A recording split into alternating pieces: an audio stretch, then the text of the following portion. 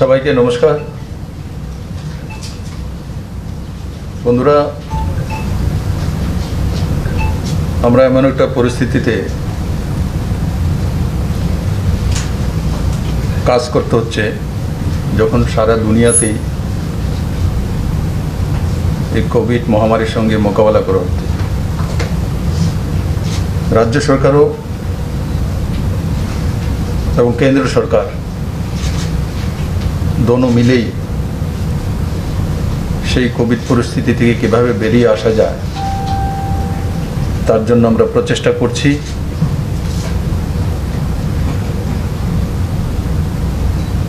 আমরা কোভিডে লক্ষ্য করেছি ত্রিপুরা ভ্যাকসিনেশনে একটা বড় ভূমিকা পালন করছে। যদি আমরা বিলো 18 কারণ কি ভ্যাকসিনেশন অ্যাবাভ 18 থেকে চলছে, বিলো 18 হচ্ছে না, তো সেটা যদি ছেড়ে দেই তো ত্রিপুরাতে 29% উপরে ভ্যাকসিনেশন হয়ে গেছে, যেটা কি ভারতবর্ষের মধ্যে সবচাইতে বেশি। আর ওভারঅল যদি করি তাহলে সেটা 26%-এর কাছাকাছি, কিন্তু সেটার মধ্যে তো ওভারঅল টোটাল পপুলেশন আসে।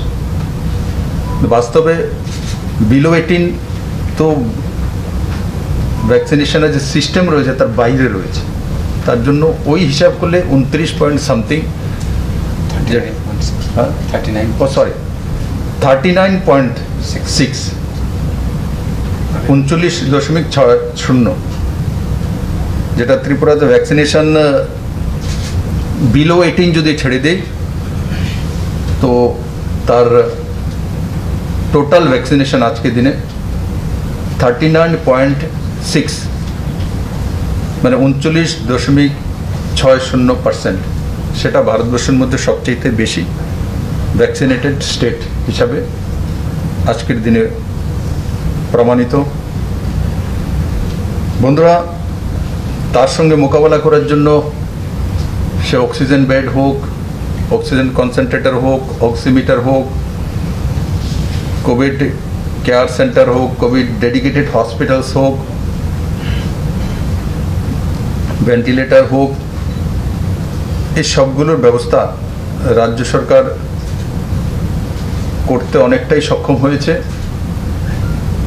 এবং সবচেয়ে বড় যে অক্সিজেন প্লান্ট নর্থ ইস্টের মধ্যে, সেটাও আমাদের আইজিএম হসপিটালে প্রতিষ্ঠিত হতে চলছে, যেটা প্রতি মিনিটে 1050 লিটার যে অক্সিজেন সেটা প্রস্তুত করতে সক্ষম হবে। তার সঙ্গে সে জীবিত 900 লিটারের প্রতি মিনিটে। আর তার সঙ্গে সঙ্গে সারা ত্রিপুরার 8টি ডিস্ট্রিক্টে আরও 8টি অক্সিজেন প্লান্ট এবং এনএইচএমের মাধ্যমে আরও 18টি প্লান্ট যে ত্রিপুরাতে প্রতিষ্ঠিত করার প্রকল্প বাস্তবায়নের জন্য প্রসেসিং চলছে। আর খুমুলুঙে আপনারা অবগত আছেন, সম্পূর্ণ রাজ্য সরকারের পয়সা দিয়ে আমরা একটা অক্সিজেন প্লান্ট খুমুলুঙও যে সিএসসি হসপিটাল আছে তাতে আমরা করার জন্য প্রস্তাব নিয়ে এসছি এবং শুরুয়াত হয়ে গেছে। বন্ধুরা, আজকে একটি যোজনা আমরা ঘোষণা করতে চলছি, সেটা হচ্ছে মুখ্যমন্ত্রী বাল্য সেবা প্রকল্প। সেই যোজনার নাম হচ্ছে মুখ্যমন্ত্রী বাল্য সেবা প্রকল্প।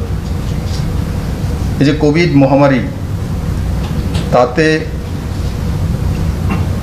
অনেক যে শিশু হোক বা বাল্যাবস্থা হোক বা কৈশোরাবস্থা হোক, যে পরিবারজনকে হারিয়েছে। কেউ হয়তো মা বাবা সবাই হারিয়ে গেছে, কেউ নেই, অরফান চিলড্রেন, অনাথ হয়ে গেছে। তো তার জন্য রাজ্য সরকার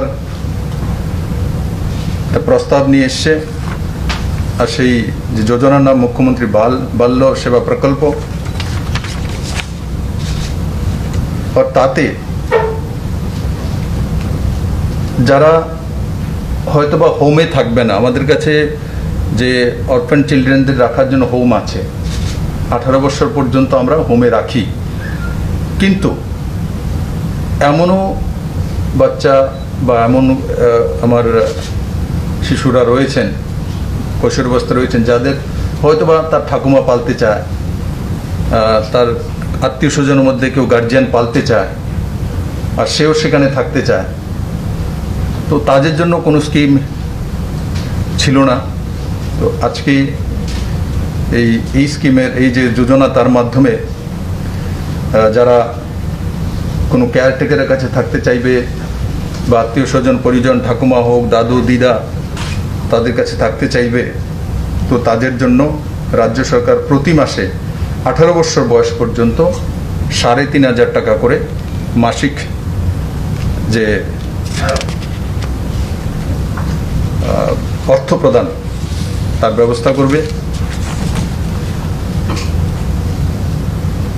তার সঙ্গে সঙ্গে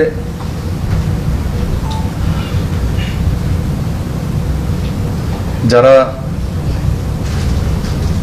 হোমে থাকতে চায়, সেটা তার সমস্ত খরচাদি হোমই বহন করবে, এবং যারা হোমে রয়েছে তাদের পড়াশোনার সমস্ত খরচা রাজ্য সরকার বহন করবে। আর তার সঙ্গে সঙ্গে যারা কোনো গার্জিয়ানের কাছে থাকবে, যেটা আমি প্রথম বললাম যে 3500 টাকা করে দেবে মাসিক, তো তাদেরও স্কুলিং ফ্রি। তারা হয়তোবা ওর তার কোনো গ্র্যান্ডফাদারের কাছে রয়েছে বা কোনো লোকাল গার্জিয়ানের কাছে রয়েছে, কারোর উপরে গার্জিয়ান হয়ে তাকে দেখভাল করছে, কিন্তু তাদেরকেও আমরা ফ্রিতে শিক্ষার ব্যবস্থা করব ত্রিপুরার বিভিন্ন স্কুলগুলিতে, গভর্নমেন্ট স্কুলগুলির মধ্যে।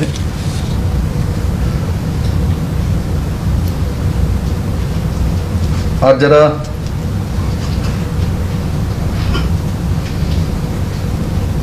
কিশোরী রয়েছে অনাথ, বা তাদের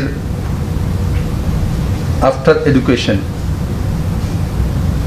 যখন তার বিবাহ সূত্রের ব্যবস্থা হবে, তো ওই সময়ও রাজ্য সরকার সেই বিবাহের জন্য 50,000 টাকা করে এককালীন সাহায্য করবে।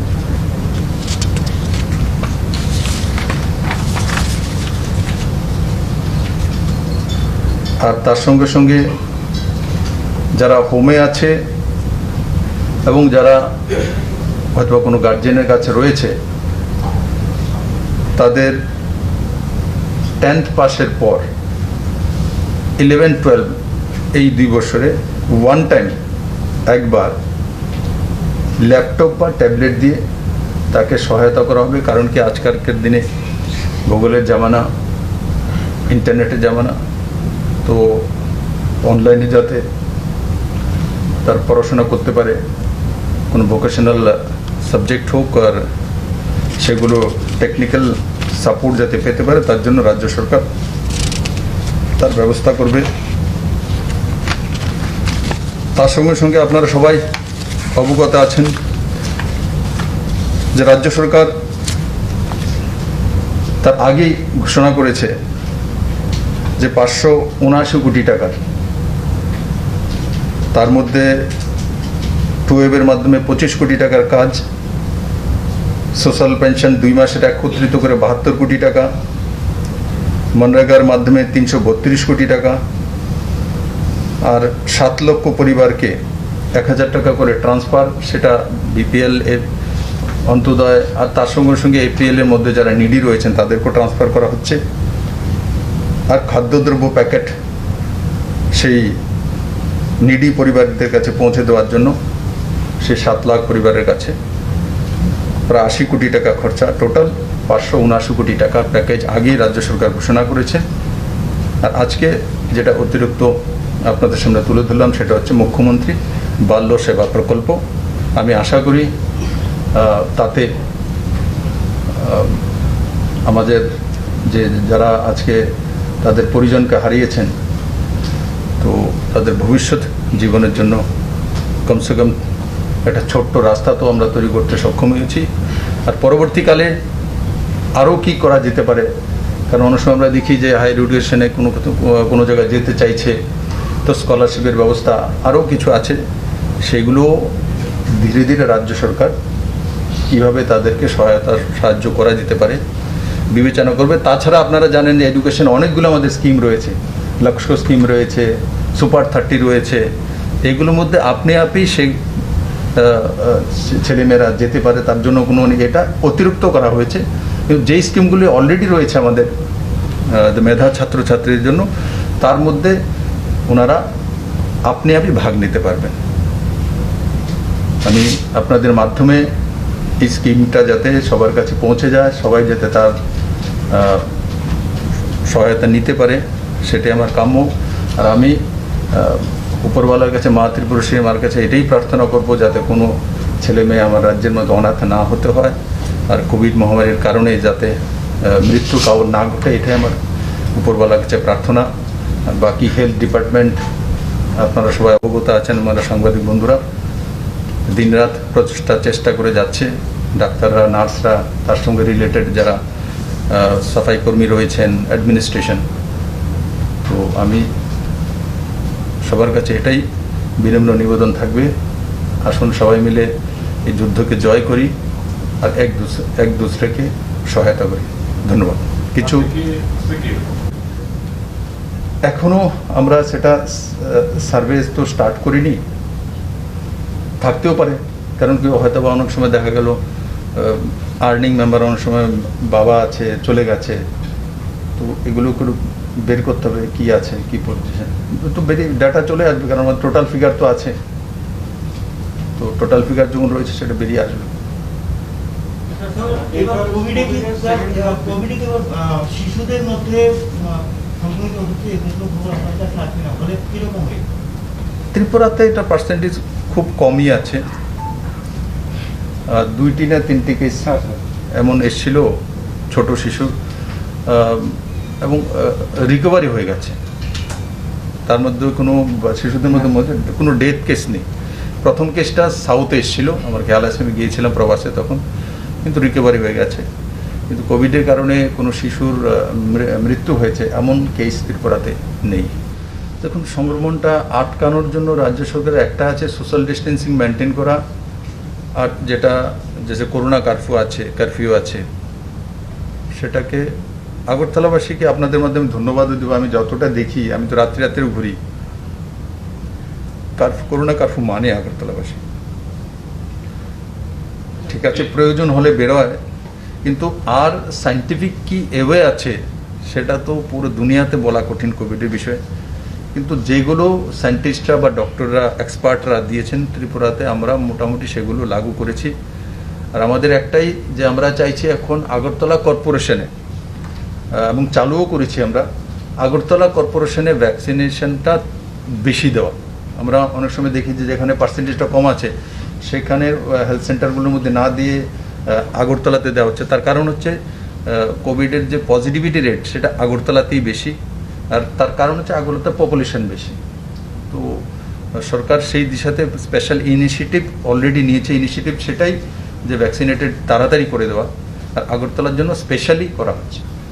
এমনিতে ত্রিপুরা সরকার অনেক আগেই হেলথ ডিপার্টমেন্ট থেকে, আপনারা দেখেছেন যখন কন্টেনমেন্ট জোন 3টে ওয়ার্ড হয়েছিল, 2 নম্বর, 21 নম্বর আর 46, এই 3টের মধ্যে আপনি খেয়াল রাখবেন, 3টার মধ্যে আমরা একযোগে 3 দিনে মানে সবার বাড়িতে গিয়ে স্টিকার লাগিয়ে দিয়েছি যে টেস্টিংয়ের জন্য আসুন। কিন্তু তাতে অনেক সময় দেখা যায় ভয়ে আসতে চায় না, আর জোর করে তো বাড়িতে ঢুকে টেস্টিং করা যায় না। অনেক সময় আমরা লক্ষ্য করেছি যে ক্লাবগুলোর মাধ্যমে আমরা করতে চেয়েছিলাম, তো একটা পজিটিভ পাওয়ার পরে বাকি লাইন পুরো খালি হয়ে যায়।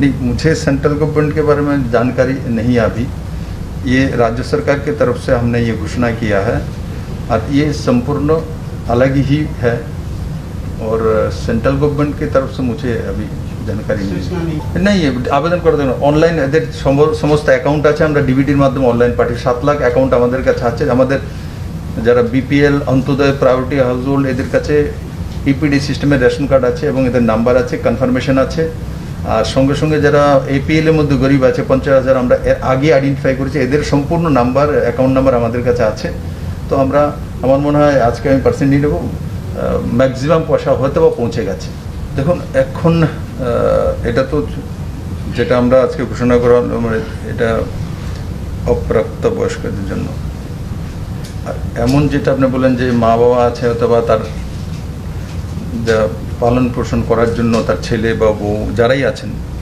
ওনারা তো কোভিডে আক্রান্ত হয়েছে এবং চলে গেছে এমনিতে বৃদ্ধা পেনশন তো ওনারা আশা করি ত্রিপুরাতে বড় মাত্রায় পান আর বাকি কি কি করা যেতে পারে একবার ডেটা আসলে রাজ্য সরকার সে বিষয়ে দেখবে আমরা দেখলাম মুখ্যমন্ত্রী নির্বাচনী এলাকায় বাড়ি বাড়ি মানে অক্সিমিটার দেওয়া হচ্ছে এটা কি অন্য বিধানসভা এলাকাতে দেওয়া হবে এটা ক্রাইটেরিয়া এক ক্রাইটেরিয়া দেখুন বনমালীপুরে কোনো সিএসআর থেকে কেউ দিতে চাইছে তো বনমালীপুরে দিতে চাইছে তার জন্য বলছে করো আপ এই করো ত্রিপুরা সরকারের তরফ থেকে এই ধরনের কোনো আমরা ডিসিশন নিই আছে আমাদের কাছে যারা হোম আইসোলেশনে থাকবে তাদের কাছে অক্সিমিটার পাঠানোর জন্য এবং পরবর্তী সময় সেই অক্সিমিটার আবার ফেরত দেওয়া রিফান্ডেবল এমন করে আমরা কোভিড প্রথম যে ঢেউ এসছে তখনই আমরা সিদ্ধান্ত করেছি এবং যারাই হোম আইসোলেশনে রয়েছে আমি বলবো যে যাতে আপনাদের মাধ্যমে সে বিষয়টা চলে যায়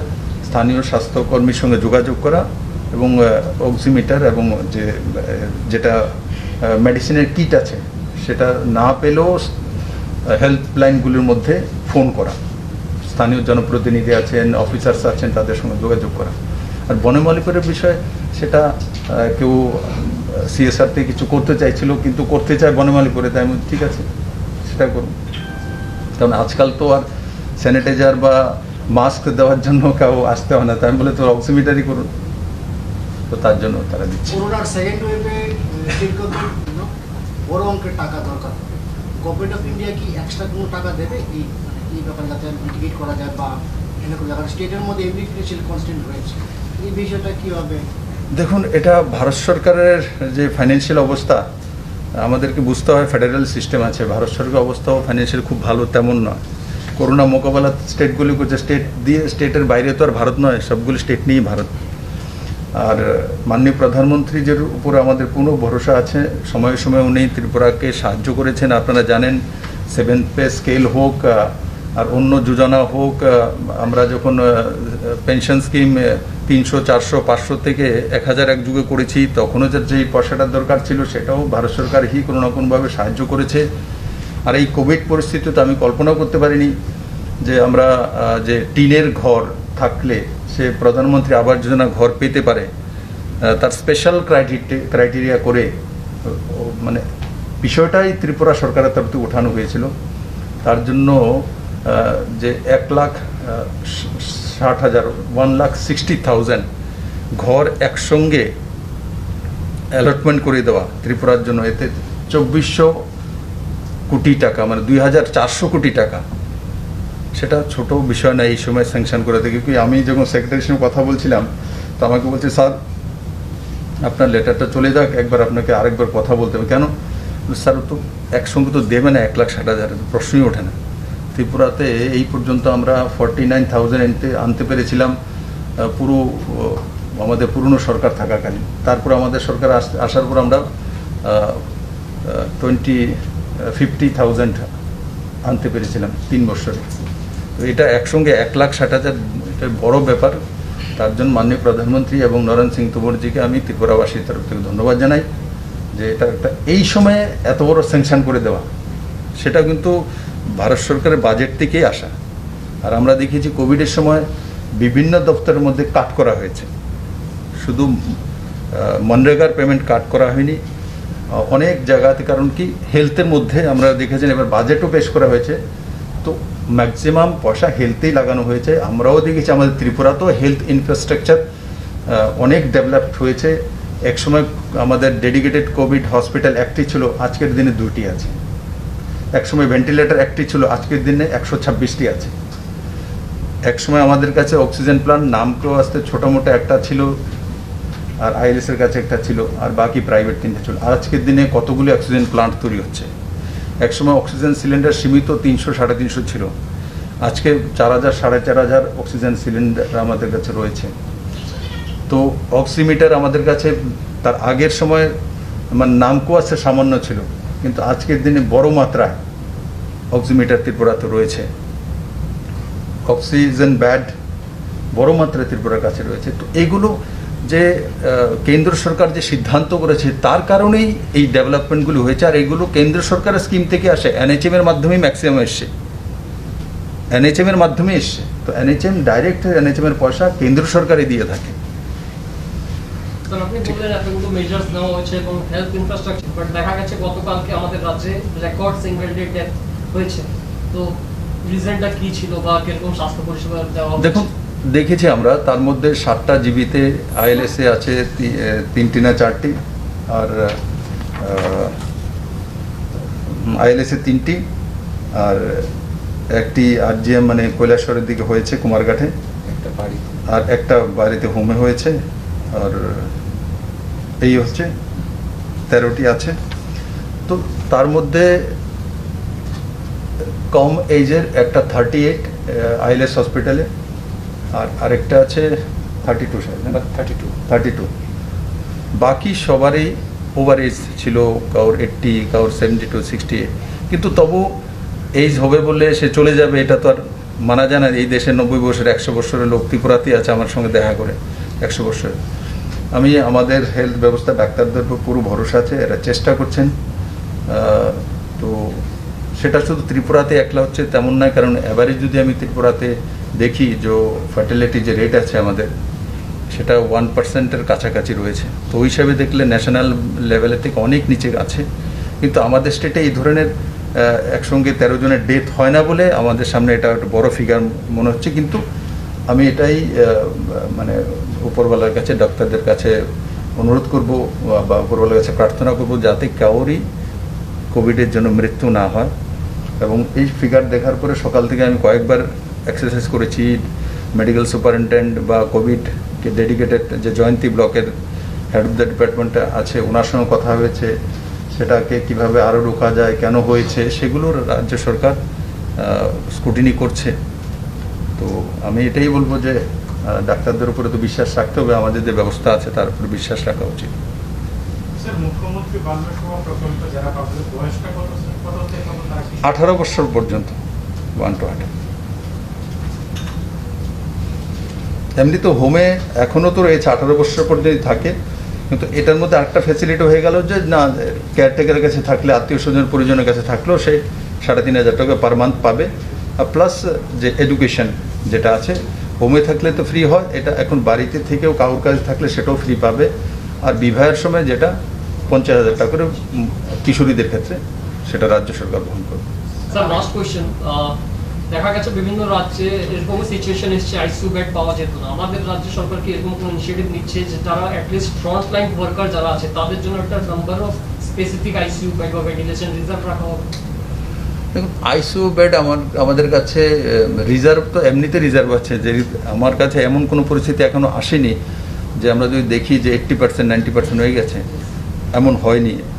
তখন আমরা দেখবো যে না ভাই, যারা প্রথম সারির যোদ্ধা হিসেবে কাজ করছেন তাদের জন্য রিজার্ভ থাকুক। কিন্তু এখনও এমন জায়গাতে যায়নি যে রিজার্ভ রাখার মতো পরিস্থিতি এসছে। কারণ আমরা দেখেছি যে এখনও জিবিতে যেটা আছে 154 আছে, তো ক্যাপাসিটি 221 আছে। ও তার মধ্যে 26-এর কাছাকাছি তো সে মাইল্ড কেস আছে, আর 46-এর কাছাকাছি মডারেট আছে। তো মডারেট আর মাইল্ডকে ছেড়ে দিলে তো যারা একটু মানে হয়তো বা পরিস্থিতি অক্সিজেন সাপোর্টে আছে, সেটা ওই সংখ্যাটা।